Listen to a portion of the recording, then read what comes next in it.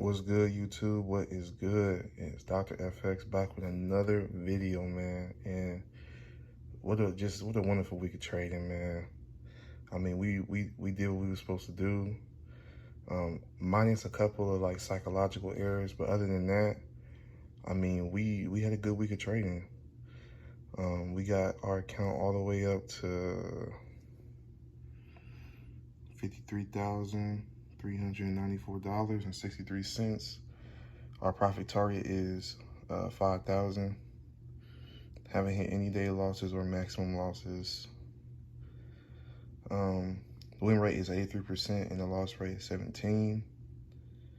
And I think, yeah, it's been going for 6 days now, so we've been doing pretty good, man. I mean, I can't complain and the mistakes that I made wasn't really technical. It was more so psychological. I really didn't, honestly, and let's go to the account history so y'all can see, like, I'm pretty sure it's here where I took the losses. So this was the loss that I took on GBPI, and really I didn't even need to lose this trade. I didn't need to lose this trade, but we'll talk about that. And I should have made money on this trade too, honestly. So I might have probably would have beat it this week if I didn't make these little errors right here.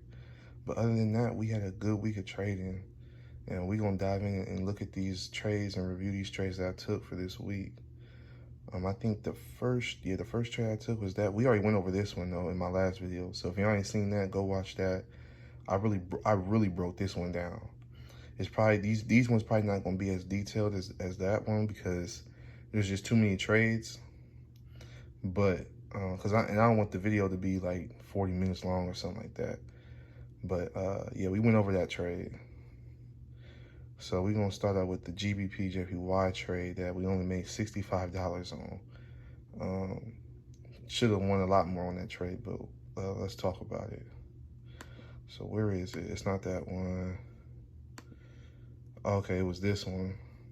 And this is the after, actually. Let me show y'all the before on this. And this is where I keep all my trades at. I keep all my trades here. I document them, and they're my current trades.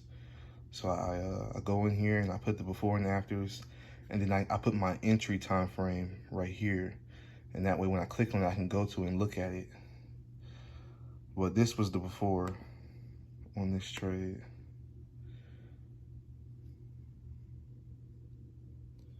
This was the before. This is what it looked like. And let's go to the chart. Yeah, let's go to the chart.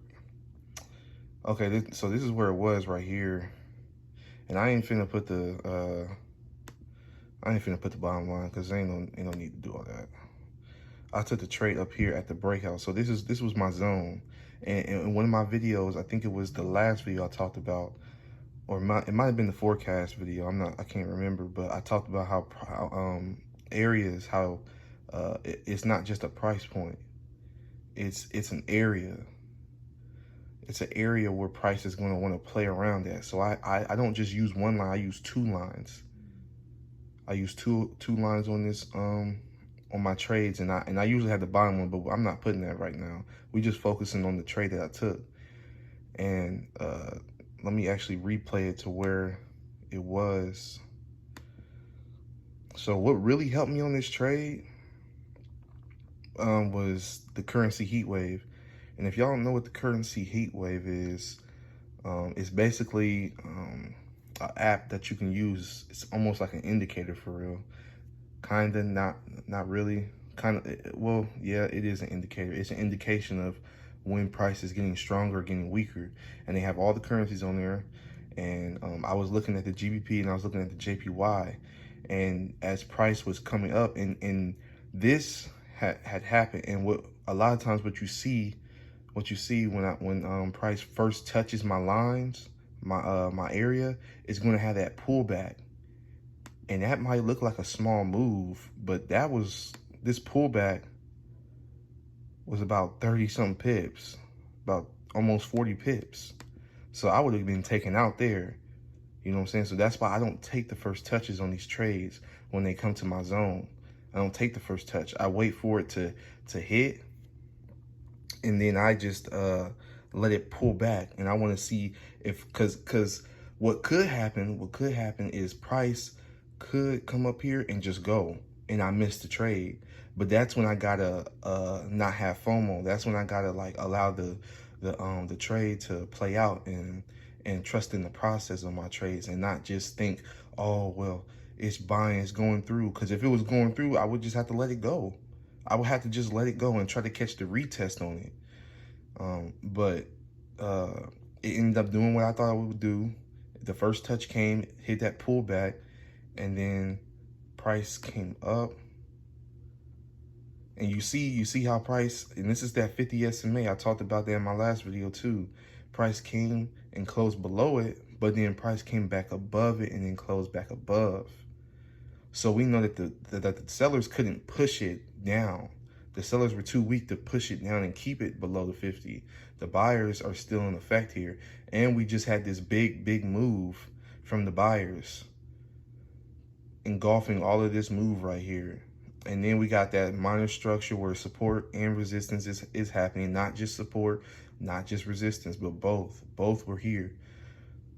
So it played off of this minor structure, and then went up. And this is where I took it. I took it here. And let's go down to the 15-minute to really see. So this time, see how on here it went down, but this time it busted through, because on breakouts, a lot of the times it's going to want to pull back first to gather enough momentum so that it can be able to bust through. It has to gather momentum. It can't. You see how big this move is? Look how strong this move was already. Why would I be buying high like that? Why would I just buy that after that move just like was just so strong? At this point, it's gonna exhaust, and it's gonna run out.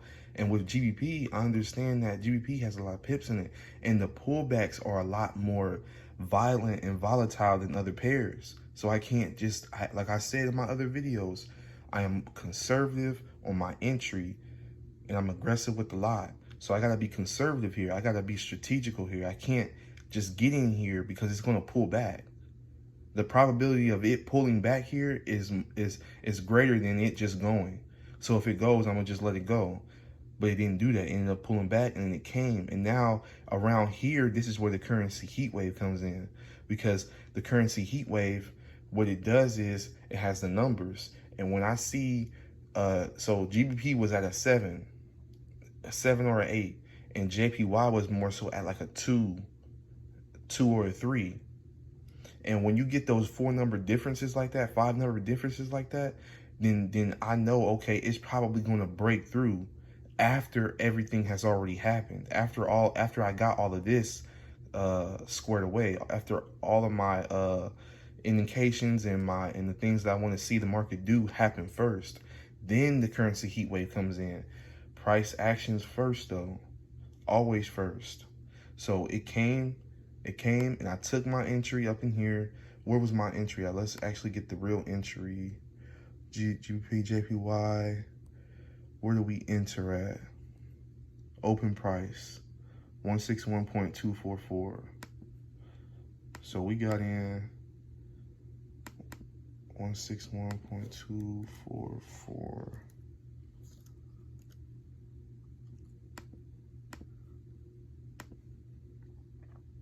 And then my stop loss went below here, right in there, 15 pips. And I understand that if it's going to break through, because I trade with the momentum, if it's going to break through, it should not come below this candle. It should not come back 15 pips. I'm okay with losing this trade if it comes back 15 pips. You know what I'm saying? So I was okay with having my stop loss right here. And then, but the thing is, it went up, and this is how I only made $65 on this trade, because the 4-hour the 4 hour was this long. Look at how long this 4 hour was. I mean, that was a very long candle. Did the next 4 hour could have came out and easily came down here and somewhere in here, or even in here, and then retrace back up. So I was like, I don't know if I want to stay in this. And then, and you can't really see it on the replay, but this candle fluctuated before it did all of this. It was sitting here playing around. Actually, no, this candle actually did what it's supposed to do. It was the next candle. It was the next candle. That was the candle that scared me. But you see what it did? You see what it did? It only came down a little bit. It never even came to my SL. It never came anywhere near my SL. My SL was down in here somewhere. Came down. And I thought, and this is what psychological mistake that I made. I allowed the market to get me out of the trade when it came nowhere even near my stop loss. I didn't even really go into the negative. I just took my money because I was like, I don't want to lose. I don't want to start the week out with a loss. I don't want to lose here. So I just got out, and then it ended up going about 27 pips. And that move looked very small, but that was about 27 pips. Yeah, 27 pips. 27 pips on that move. So it's like, I allowed that to happen to me, and I was like, dang, you know, and I ended up taking 3 trades this day. I took 1 on GJ, and I took 3. I took 1 on GJ, and I took 2 on GI, and the other 2 stemmed off of this one, psychological wise, because I wasn't thinking right after this trade. I was so pressed about being right, and I should have been in the trade, and I should have stayed in the trade, it just messed me up psychologically. So I went into the next trade, and that was GI, where it was this trade. This is the before. This was the before, and this is the after. And we're about to go to the chart, and we're about to look at that on GI. This is GI. I'm about to just erase all this. Get all this out of here.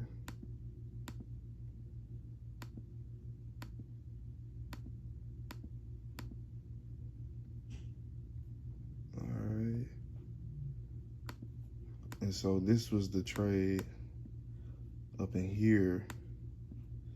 Let's go to the 30-minute first. And so I missed this. I missed this retest here. I missed when it came back, it closed below, came back to the trend line, and I'm pretty sure it went about like 15 pips. Yeah, it went about like 15 pips, barely 15 pips, probably like 14. And so what I've noticed about GI and GJ is that when GJ is buying, GI is most likely selling. And when GI is selling, GJ is most likely buying. And like vice versa. Y'all get what I'm saying? And so I seen that, and my first entry that I took on GI, let's go back and look at it real quick. GI, where is it? This one, here it is. This is the loss that I took. The open price was 77235.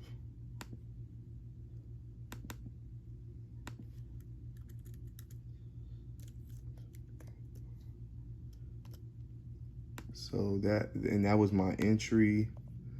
Let's see. Let me get was it the long tool? Yeah, long tool. And put that there. And it was 15.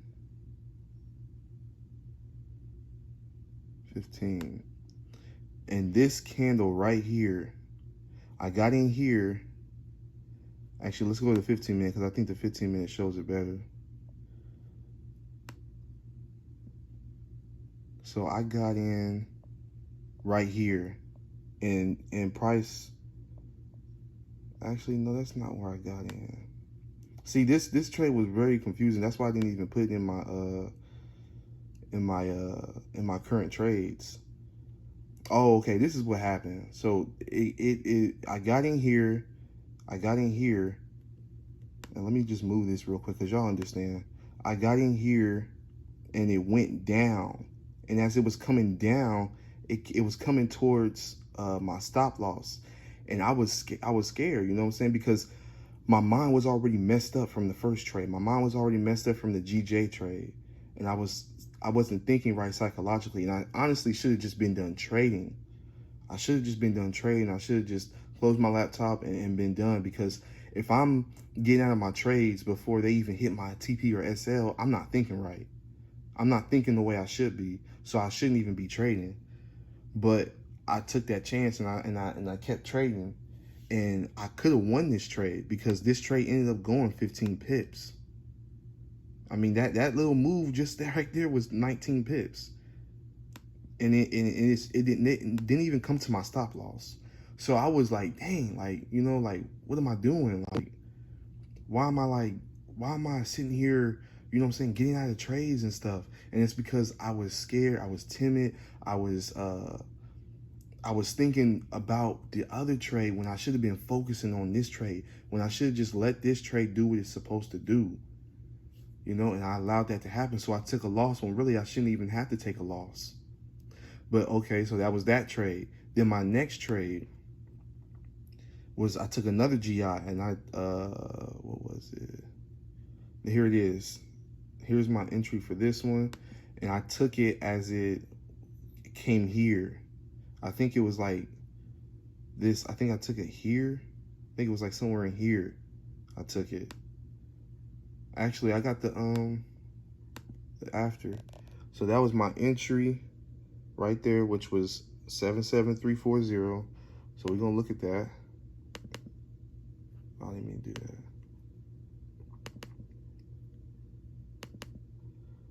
77340. And I entered on this candle. It was this candle.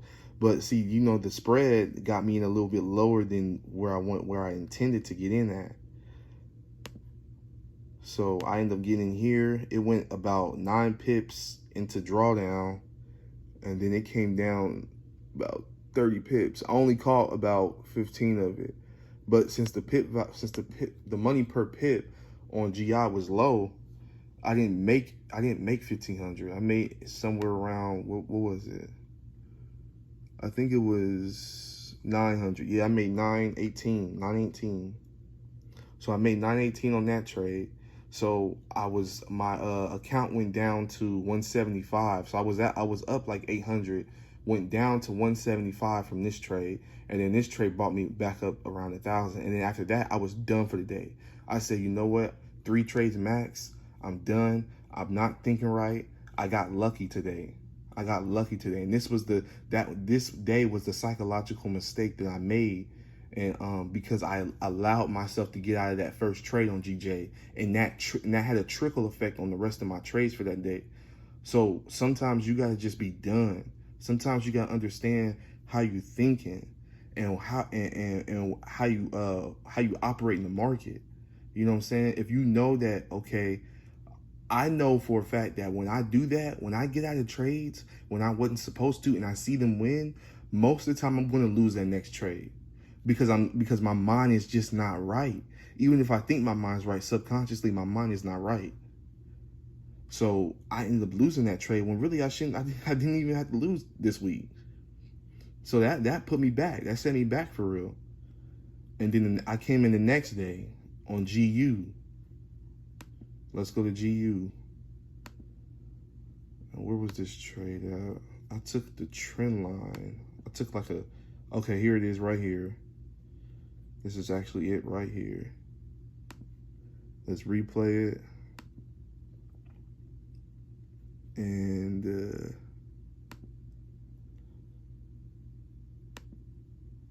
I did that with the trend line.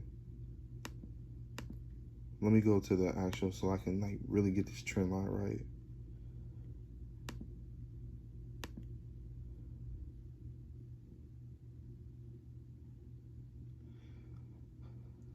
Okay, it was like that. And so I seen that, you know what I'm saying, price was holding here at this area. Price held here, and then it came up, shot up, big buy move. And then the latest move, the latest sell move was about this hard. This was the most volatile sell move that happened.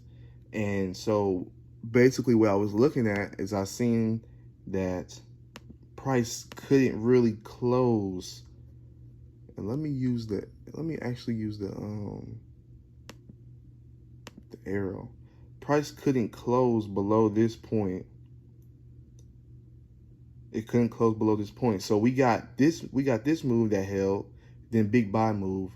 Sellers tried to come in, couldn't break this point, bought, and then the sellers could not push it past this point anymore.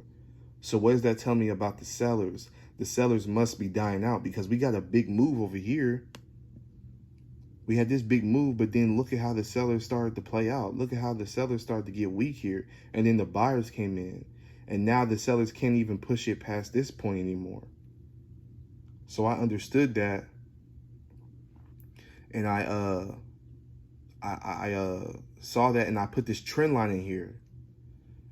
And I wanted to, and really, this is not really a trend line. It's more like a friction point. It's more like an area where price has been bouncing off of, you know what I'm saying?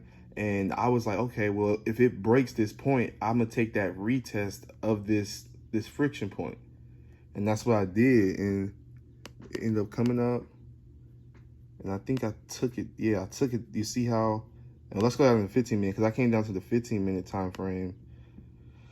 And I think, actually, I didn't take it on this one. I think I took it. Yeah, this is where I took it. This is where I took it, right here. I took the trade right here, and it actually came down about 5 pips. Let's go to so we can actually see the after on the 15-minute.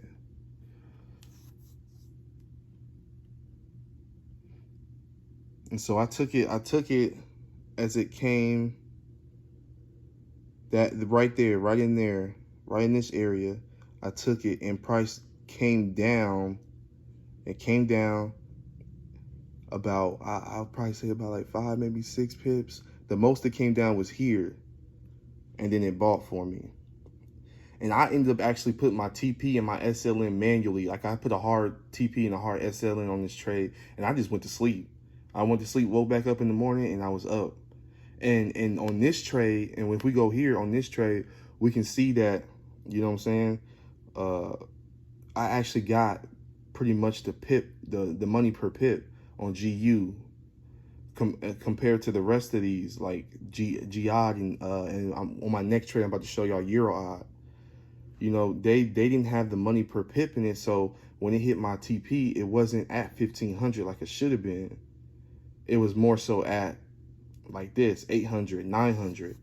So really, I could have, if these trades would have hit like they were supposed to and gave me the amount of money that they were supposed to, I probably could have won this week and beat the challenge. But that was that trade. So let's go to Euro-Odd. And Euro-Odd was like a lot like the GJ trade. I took the breakout. That one's all the way at the bottom. No, this one is actually right here. So this was the before. And we can see that that was how it looked before. And then the after, this is how it looked. And it went 62 pips. I only caught about 15, but that thing went 62 pips. 62. Could have probably won the challenge on that if I would have held, because that happened in like, hold on, let's go to the 15-minute one. Let me do that. That happened in like one candle. So I got in here, saw that the currency heat wave was at like an 8, and the euro was at an 8, and the I was at like a 2. So I knew that, okay, the euro is stronger. The euro is a lot stronger than the I right now. So I can take it, and it already did the pullback for me. This is what I'm talking about. The pullback, it's going to pull back on that first touch. When you get that first touch, wait. Wait for the first touch. Wait for it to show you that sign of pullback, and then get in, because you're gonna have, because the momentum's gonna be there, and you're not gonna get caught up in this type of mess. And so I got in, it pulled back, and then I got in here, and it went up 15 pips. But like I said, the money per pip value was low, so I didn't get 1,500. If I would have held, I could have got a lot more. But I'm more concerned about consistency. I'm more concerned about being able to come into the market each and every day and do the same thing over and over again. Over and over again, coming back each and every day and building the consistency up. Then I can start worrying about catching more pips. Then I can start worrying about catching 30 to 60, 80 pips. You know what I'm saying? But right now, I need to focus on becoming consistent. I need to focus on being able to do this day in and day out. Catching the 15 pips, focus on that first, and then go to the next step and try to catch 20, then try to catch 30, then try to catch 40, and so on. And so I ended up making 840 on that trade, and that brought us and there was lots of other trades that I could have taken, lots of other trades. Lots and lots of other trades that I could have taken, but I just had to be disciplined. I had to be disciplined. I had to be patient.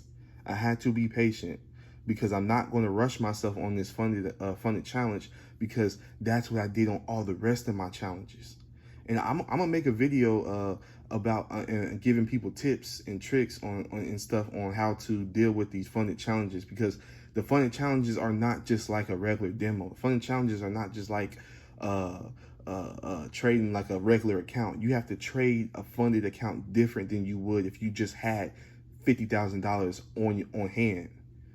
You know what I'm saying, of your own money. It's different than trading like that, because you have daily losses, you have stuff like that, and I'm gonna talk about it more on the other video, because this video is starting to get long. But we gonna talk about that as well. And I'm gonna also post a video about how I take the retest as well, and the psychology behind that. So this was the review for the trades that I took this week, and I wanted to pass it. I wanted to come on here and be like, man, I passed it, but this time it didn't happen. But next week we're gonna come in. I might even trade Friday. I might trade tomorrow. Today's Thursday right now. I'm making this video, but if I do trade Friday, I will let y'all know if I end up trading Friday. But I most likely might just not, bro, because I want to go into next week with that momentum. And Fridays is a little iffy for me, psychological wise. Friday it'd be weird for me. So we're gonna see what we can do. We're gonna see if we can maybe find a good trade on Friday. But if not, I'm gonna just come in next week. It's about like maybe 1 or 2 trades I got left, depending on how I take this next trade. If I can hold it a little bit over 1,500, because I only need like 1,600. I think it's 1,606 that I need left, and then I pass the first part. Then I move on to the next one. We just gonna get this done. We're gonna knock this out. This is the road to 50K. Road to 50K, man. We about to change our lives, and we just gonna take it one day at a time. It's Dr. FX, and if y'all mess with this video, please like and subscribe to the videos and everything like that. And I'll see y'all next time. Peace.